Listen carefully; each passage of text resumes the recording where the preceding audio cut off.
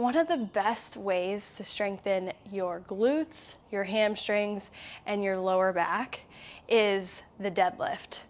The deadlift is just a fancy version of a hip hinge movement that is under resistance or load using weight, such as a kettlebell, a barbell, a dumbbell, a med ball.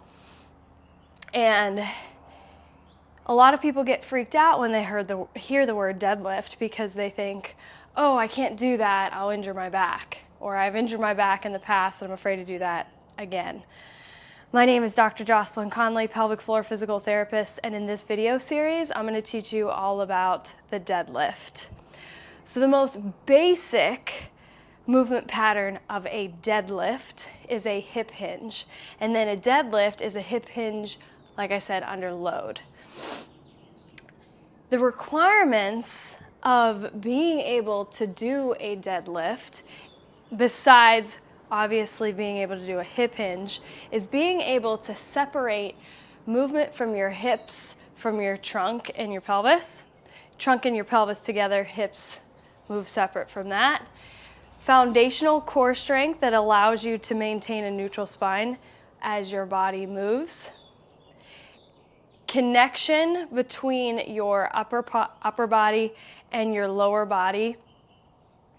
And then your ability to control the movement with breath. The deadlift targets mainly the glutes, the hamstrings, and the lower back. But depending on how you execute it, because there's a lot of variations, you'll work other things as well.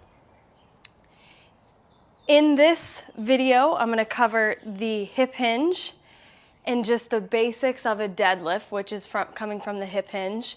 And then in the next videos, I'm going to cover the variations of a deadlift, going into the specific details of how to execute each, and then ways you can modify the deadlift, as well as accessory exercises that help you strengthen to prepare or while you do the deadlift. To get started with the deadlift, first we do the hip hinge, and then from there I will teach you how to load it, like what options you should take at first and then as a progression from there. So the hip hinge, basically starting from a neutral upright position, if you have to connect with your deep core so that your pelvis isn't arched, then do that. So I have other videos on that, but get your body in a neutral position. You're only connected you're only bracing your core as much as you need to keep this neutral position. So if you can move and maintain neutral, you don't need to add too much extra. And then from here, you're going to tip from your hip as your butt sits back and your chest comes forward. And then you stand back up. Again, hips sit back, chest comes forward, eyes about 6 feet ahead, and then stand back up. As you tip from your hips, you're going to inhale, and then you're going to exhale as you stand back up. Your weight is shifted a little bit more towards the back of your foot, but your ball of your feet and your toes still stay connected. And then you stand back up.